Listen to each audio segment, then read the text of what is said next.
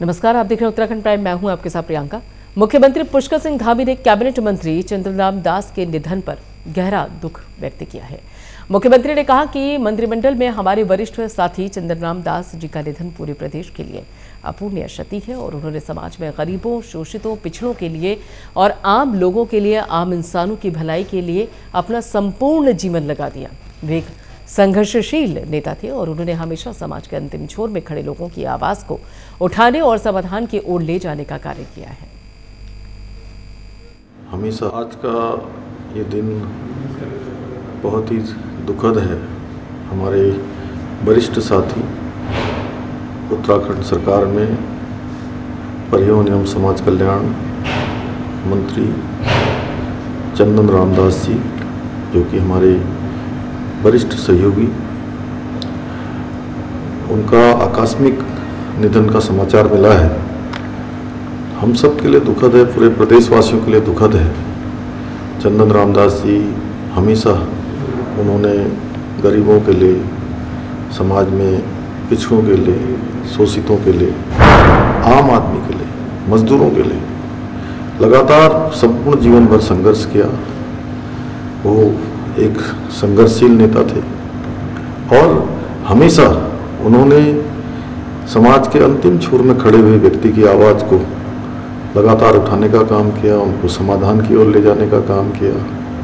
सरल थे, सहज थे, मृदुभाषी थे और उनका स्वभाव ऐसा था कि सबसे मिल जाते थे। उनका जाना जहाँ प्रदेश के लिए बहुत बड़ी क्षति है, हमारे राज्य के लिए बड़ी क्षति है। मैं आज दिवंगत आत्मा को अपनी तरफ से श्रद्धांजलि अर्पित करता हूँ संपूर्ण प्रदेशवासियों की ओर से, और उनके परिजनों को, उनके चाहने वालों को, उनके सभी शुभचिंतकों का, सहयोगियों को, समर्थकों का, कि भगवान उनको इस दुख की घड़ी में दुख को सहन करने की शक्ति प्रदान करे और श्री चंद्रराम दास जी को अपने श्री चरणों में स्थान दे। ओम शांति, ओम शांति, ओम शांति। आज का धामी सरकार के कैबिनेट मंत्री बीजेपी के वरिष्ठ नेता चंद्रराम दास के निधन होने के बाद बीजेपी ने आगामी दिनों में होने वाले सभी कार्यक्रमों को निरस्त कर दिया है और बीजेपी के प्रदेश महामंत्री आदित्य कोठारी ने जानकारी देते हुए बताया कि वर्तमान में चल रही जिला कार्य समिति, मोर्चा की कार्य समिति समेत सभी कार्यक्रम निरस्त किए गए। 28 अप्रैल को प्रदेश के सभी जिला मुख्यालयों और मंडल स्तर पर शोक सभा और श्रद्धांजलि सभा का आयोजन करने का निर्णय लिया गया है। भारतीय जनता पार्टी के वरिष्ठ नेता और उत्तराखंड सरकार के कैबिनेट मंत्री श्री चंद्रराम दास जी के आकस्मिक निधन के दुखद घटनाक्रम के पश्चात भारतीय जनता पार्टी ने अपने 3 दिन के सभी कार्यक्रम स्थगित किए हैं। आज, कल और परसों हमारी कई जगह जिलों की कार्य समितियाँ थी, कई बैठकें थी, इनको सभी को स्थगित किया है और 28 तारीख को सभी जिला मुख्यालयों पर, सभी मंडल मुख्यालयों पर शोक सभा और श्रद्धांजलि सभा का कार्यक्रम में पूरे प्रदेश भर में किया जाएगा। उधर उत्तराखंड के पूर्व मुख्यमंत्री हरीश रावत रुड़की पहुंचे, जहां उन्होंने हेलीकॉप्टर की चपेट में आए मृतक वित्त नियंत्रक अधिकारी अमित सैनी के घर जाकर परिजनों से मिलकर उन्हें सांत्वना देकर दुख प्रकट किया। पूर्व मुख्यमंत्री हरीश रावत ने कहा कि उत्तराखंड राज्य ने एक होनहार अधिकारी को खो दिया है। कहा कि इस दुख की घड़ी में मुख्यमंत्री को परिवार से मिलकर दुख प्रकट करना चाहिए था। इस समय 4 धाम यात्रा चल रही है, ऐसे में हेलीकॉप्टर का अधिक प्रयोग होता है और ऐसे में सरकार को कई नियम उठाने चाहिए और कई नियम बनाने भी चाहिए, जिससे कि इस प्रकार की दुर्घटना से बचा जा सके। दर्दनाक, बहुत दुखद घटना हुई केदारनाथ जी में। एक कर्तव्यनिष्ठ अधिकारी को, बहुत होनहार अधिकारी को इस राज्य ने खो दिया। एक परिवार ने अपना बेटा खो दिया, एक माँ और बाप ने अपनी आशाओं को खो दिया और एक पत्नी ने अपना पति, अपने बच्चों का संरक्षक खो दिया। तो ये बहुत दुखद पल है। मैं अपनी संवेदना प्रकट करने के लिए इस परिवार के पास आया था और बहुत दुख है इस बात का कि ऐसा हुआ। एक पल की बात थी। यदि कहीं से भी कुछ ऐसा चमत्कार हो जाता, कोई भी टोक देता, कहाँ जा रहे हो, रोक देता तो आज अमित हम लोग के बीच में होते एक राज्य के लिए जो उनका कर्तव्य को करते थे। ये बड़े निष्ठावान अधिकारी, मैंने उनके वरिष्ठ अधिकारियों से बातचीत की, बहुत तारीफ कर रहे थे, उनके कर्तव्य निष्ठा की बहुत तारीफ कर रहे थे। सर, आज जो कैबिनेट मंत्री है कल उनका भी आज निधन हुआ है, तो उस बारे में क्या? देखिए, पहले इस पे एक सेकंड एक बात और कहनी थी मुझे। होना तो ये चाहिए था कि राज्य सरकार के एक जिम्मेदार व्यक्ति को, हो सके तो मंत्री और मुख्यमंत्री को, यहाँ आकर के इस परिवार के आंसू पोंछने चाहिए, क्योंकि ये सही है और भविष्य में ऐसी घटना न हो, इसके लिए एक उच्च स्तरीय जांच आवश्यक है, ताकि भविष्य के लिए सावधानी बरती जाए। मैं किसी पर दोष के लिए नहीं कह रहा हूँ, लेकिन ऐसी घटना के बाद एक चेतावनी किसी को मिलनी चाहिए। ऑपरेशन आदि कुछ नियंत्रण होना चाहिए था। बहुत सारे सवाल लोगों के मन में उठे हैं, तो अब ऐसा न हो ये सुनिश्चित करना राज्य सरकार का। उत्तराखंड चारधाम यात्रा का शुभारंभ 22 अप्रैल को गंगोत्री यमुनोत्री धाम के कपाट खुलने के साथ हो गया और पिछले 3 दिनों में 3 तीर्थयात्रियों की मौत हो गई। 2 श्रद्धालुओं की मौत हार्ट अटैक से हुई, वहीं पर एक श्रद्धालु की मौत जानकी चट्टी स्थित पार्क में गिरने से हुई। बीते साल चारधाम यात्रा के दौरान कई श्रद्धालुओं को जान गंवानी पड़ी थी और इस बार राज्य सरकार चारधाम यात्रा को श्रद्धालुओं के लिए सुगम और सुरक्षित बनाने के लिए हर संभव प्रयास कर रही है।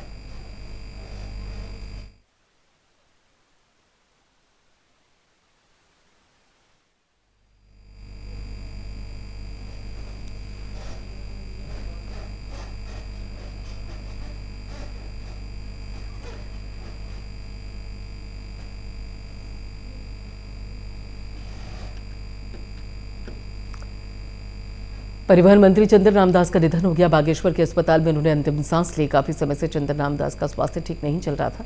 परिवहन निगम के PRO अंकित ने इस बात की जानकारी दी और उनका निधन हो गया।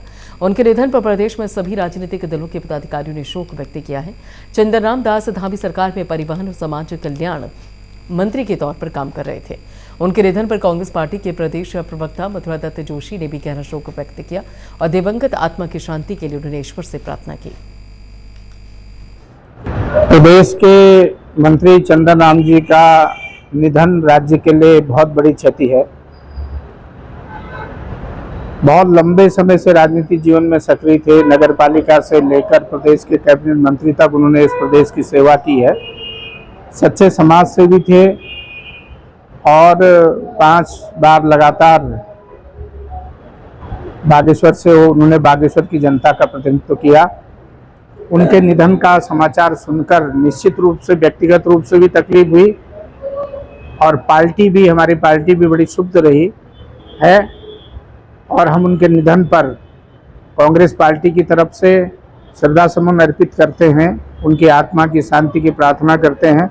भगवान उनके परिवार को इतना बड़ा दुख सहन करने की शक्ति प्रदान करे। निश्चित रूप से उनके निधन से प्रदेश की राजनीति ने एक बहुत बड़ा दलित चेहरा खो दिया है। हर हमेशा दलितों के लिए चिंतित रहते थे। हर हमेशा उन्होंने दलित वर्ग के लिए संघर्ष किया, समाज के गरीब वर्ग के लिए संघर्ष किया। उनके जाने से निश्चित रूप से प्रदेश की राजनीति को बहुत बड़ा नुकसान हुआ है। उधर अल्मोड़ा के विकासखंड सल्ट में हाड़ा में मन की बात कार्यक्रम को लेकर बीजेपी कार्यकर्ता पदाधिकारियों की बैठक हुई और बैठक में बीजेपी रानीखेत जिलाध्यक्ष लीला बिष्ट भी शामिल हुई। बीजेपी कार्यकर्ताओं और पदाधिकारियों ने लीला बिष्ट का फूल माला पहनाकर जोरदार स्वागत किया और बैठक में बूथ सशक्तिकरण अभियान की समीक्षा की गई। साथ ही बूथ समितियों का ऑनलाइन पंजीकरण और 30 अप्रैल को मन की बात के 100वें एपिसोड को प्रत्येक बूथ पर सुनने का निर्णय लिया गया।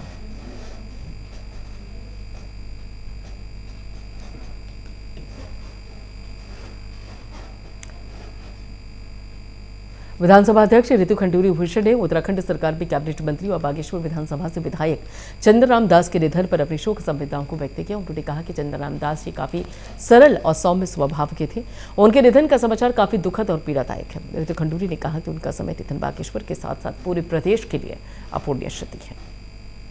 माननीय चंदन रामदास जी का निधन की आज मैंने दुखद खबर सुनी। मैं बहुत आहत हूँ, दुखी हूँ। सरल सौम्य स्वभाव के चंदन रामदास जी एक बड़े नेता थे, प्रदेश के बड़े नेता थे। हमारे लिए, हमारे प्रदेश के लिए ये बहुत बड़ा नुकसान है। पर्सनली मैं उनको पिछले 5-7 साल से जानती थी। नए विधायक होने पर मैं उनके पास अक्सर कुछ सीखने जाती थी, तो बड़े प्रेम से, प्यार से वो मुझे चीज़ें बताते थे, मदद करते थे, तत्पर रहते थे मदद करने में। कई बार उनके आवास पर भी मैं बागेश्वर पहुंची हूं। आज उनके निधन के बारे में सुनकर मैं बहुत दुखी हूं। मैं भगवान से प्रार्थना करती हूं कि उन्हें वो अपने श्री चरणों में जगह दें और उनके पूरे परिवार को इस दुखद घटना को सहने की शक्ति दें। शिरोमणि अकाली दल के नेता पंजाब के पूर्व मुख्यमंत्री प्रकाश सिंह बादल के निधन पर पूर्व राज्यसभा सांसद प्रदीप टमटा ने शोक व्यक्त किया। पूर्व राज्यसभा सांसद प्रदीप टमटा ने कहा कि पूर्व मुख्यमंत्री सरदार प्रकाश सिंह बादल ने कांग्रेस से अपनी राजनीति की शुरुआत की। उन्होंने भगवान से उनकी आत्मा की शांति के लिए प्रार्थना की। पंजाब की राजनीति का एक किस्म से एक युग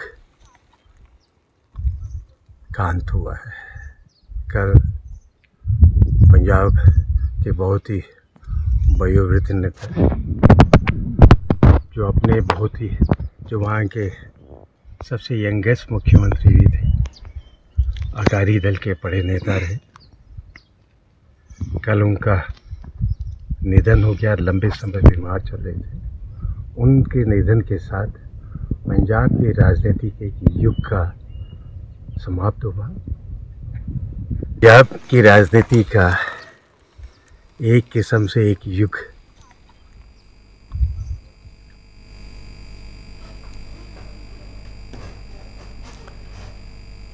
बद्रीनाथ धाम के कल सुबह 7:10 पर कपाट खुलेंगे और कपाट खुलने की प्रक्रिया पूरी हो चुकी है।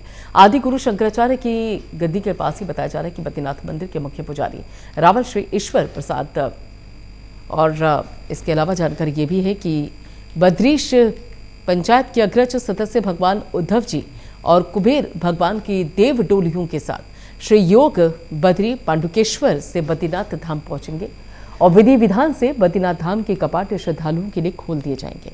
तो आपको बता दें कि बद्रीनाथ 27 अप्रैल को बद्रीनाथ धाम के कपाट खुलेंगे। सुबह 7:10 पर कपाट खुलेंगे, विधि विधान से कपाट खोले जाएंगे।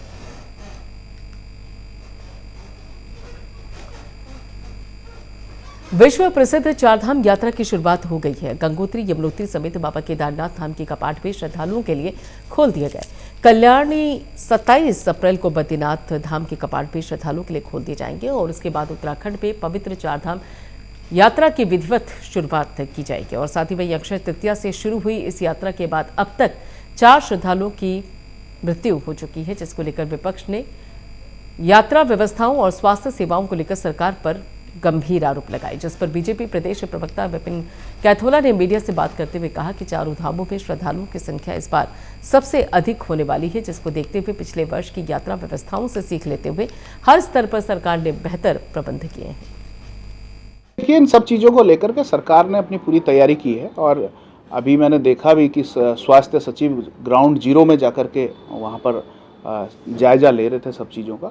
और जो मौतें हुई हैं उनमें जो मौतें हुई हैं वो मेडिकल उनका ग्राउंड रहा है, इसलिए वहाँ पर मौतें हुई हैं। ठंड भी बहुत है, निश्चित रूप से आने वाले समय में इस प्रकार की घटनाएं और घटित ना हो, इस सब चीज़ों को लेकर के सरकार ने मुस्तैदी से अपने स्वास्थ्य विभाग को अलर्ट किया है। पिछली बार रिकॉर्ड तोड़ 50 लाख श्रद्धालुओं ने दर्शन किए थे चारों धाम पे। इस बार इस 50 लाख का रिकॉर्ड टूटने वाला है। बड़ी संख्या में अब तक आप देखोगे तो लाखों लोग अपना रजिस्ट्रेशन करा चुके हैं और अभी जो रजिस्ट्रेशन है वो जारी है। तो मैं कह सकता हूँ कि आने वाले समय में चारधाम यात्रा को लेकर के सरकार मुस्तैदी से काम कर रही है, चाहे स्वास्थ्य सुविधा हो, चाहे उनका रहने की व्यवस्था हो, चाहे वहाँ पर दर्शन की व्यवस्था हो, चाहे ट्रैवलिंग की व्यवस्था, इन सब चीज़ों पर सरकार की पैनी नज़र है। देश में बढ़ते कोरोना वायरस के मामले और दून अस्पताल ने तैयारियां पूरी कर ली हैं। बता दें कि अभी तक देहरादून में 11 लोग कोरोना वायरस के कारण दून अस्पताल में भर्ती हैं। मरीजों के लिए अलग से 25 वार्ड बनाए गए, साथ ही वेंटिलेटर भी व्यवस्था की गई है। और सीएमएस डॉक्टर वाई रिजवी ने आम जनता से अपील की कि लोग मास्क का प्रयोग करें, भीड़भाड़ से बचें। देखिए, कोविड की जो ये नई वेव है ये कुछ हद तक इसकी एंटिसिपेट किया गया था, इसको सोचा जा रहा था, क्योंकि कोई भी बीमारी पूरी तरह से एक स्टेज में ख़त्म नहीं होती है, उसमें उतार चढ़ाव आते हैं। और क्योंकि इसमें वायरस जो होता है ये लगातार अपना रूप बदलता है, जिसको हम लोग म्यूटेशन कहते हैं, और लगभग 300 म्यूटेशंस के बाद एक ये नया प्रारूप जो वायरस का आया है वो थोड़ा सा ज़्यादा ख़तरनाक है। उसके चलते पिछले 2-3 महीने में केसेस बढ़े हैं, और देहरादून में भी हमें केसेस बढ़े दिख रहे हैं। आज की डेट में लगभग 11 मरीज़ जो है वो संक्रमित हमारे यहाँ एडमिटेड हैं कोविड के, और हमने अलग से एक 25 बेड्स का वार्ड यहाँ पर किया है। और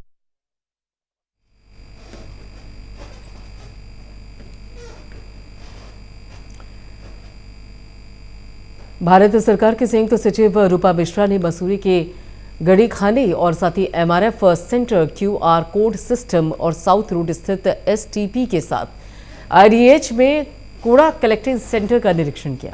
निरीक्षण के दौरान उन्होंने अपशिष्ट प्रबंधन सुविधा, सीवर ट्रीटमेंट प्लांट के साथ कई कार्यों की समीक्षा की। ये रूटीन फील्ड विजिट हम लोग करते हैं, डिफरेंट स्टेट्स जाते हैं, सिटीज़ जाते हैं।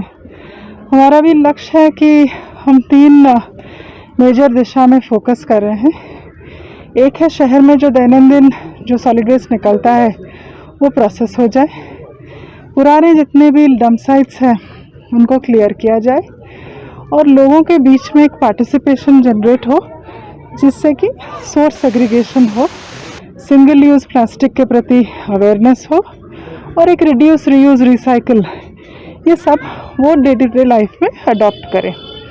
तो इस दिशा में जो स्वच्छ भारत मिशन का जो स्कीम है और मिशन है, हमारा प्रयास है कि हम शहरों के साथ काम करें, उनका जो चैलेंजेस हैं उन्हें सपोर्ट करें, और कोशिश करें कि जो हमारा लक्ष्य है 2026 तक ये लेगेसी वेस्ट उसको क्लियर करना, 100% प्रोसेसिंग करना, ये सब में शहर सक्सेसफुल। तो उत्तराखंड के जितने भी शहर हैं, केवल उत्तराखंड नहीं, सारे राज्य के जितने भी शहर हैं वो स्वच्छ भारत में शामिल है, और ये सारे शहर में ये प्रयास जारी है।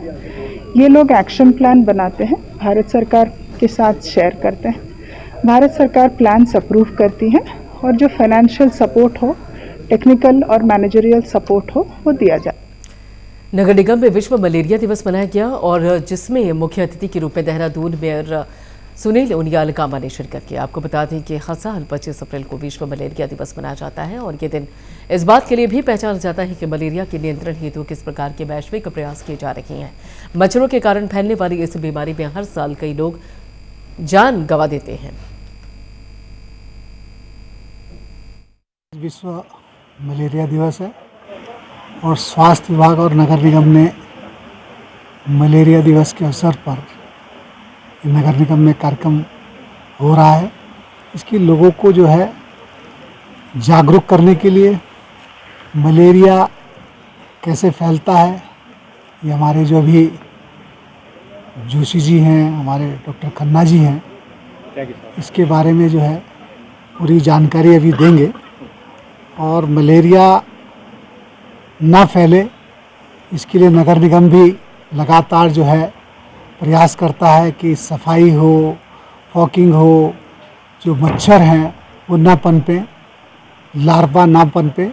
इसके लिए नगर निगम समय समय पर अभियान चलाता है, और लोगों से भी अनुरोध करता है कि जहाँ पानी इकट्ठा होता है, जहाँ लार्वा होता है, जहाँ मलेरिया के लक्षण दिखते हैं, उसके जो है स्वास्थ्य विभाग उसकी जांच करता है, और जितना जल्दी से जल्दी हो सके उसकी रोकथाम करने का प्रयास करता है। मैं स्वास्थ्य विभाग के सभी अपने जितने डॉक्टर जन हैं उनका बहुत बहुत उनका आभार और धन्यवाद करता हूं कि आपकी जागरूकता से जो है इस मलेरिया में जो है हर वर्ष जो है रोक हो रही है, और मलेरिया कम से कम जो है हो रहा है। तो इसके लिए डॉक्टरों का और जो आम नागरिक हैं जो उनकी जागरूकता है उससे ये इसमें रोकथाम होती है। उधर सितारगंज से बड़ी खबर सामने आ रही है। दिहाड़ी मजदूरों में हल्की कहासुनी के बाद एक मजदूर ने दूसरे मजदूर के सरेआम जेल कैंप रोड पर धारदार हथियार से हत्या कर दी। जिस जगह हत्या हुई वो जगह कोतवाली के नजदीक बताई जा रही है। घटना के तुरंत बाद पुलिस मौके पर पहुंची, शव को कब्जे में लेकर सीएचसी भिजवाया। हत्या के बाद आसपास क्षेत्र में सनसनी फैल गई है। मृत व्यक्ति को लाया गया था, जिसका नाम रंजन पुत्र मिश्री लाल है, जो यहाँ सितारगंज में गणेश मंदिर के पास रहता है। मूल निवासी पीलीभीत का है, जिसकी उम्र लगभग 50 साल है। इसको यहाँ पे हमारे पास पुलिस के द्वारा लाया गया था मृत अवस्था में, जिसकी गर्दन पे कटे का निशान है और शरीर में जगह जगह उसके कंट्यूजन और लेसरेशन वुंड पाए गए हैं, जिसको हमारे द्वारा अब सील पैक करके खटीमा पोस्टमार्टम के लिए भेजा जा रहा है।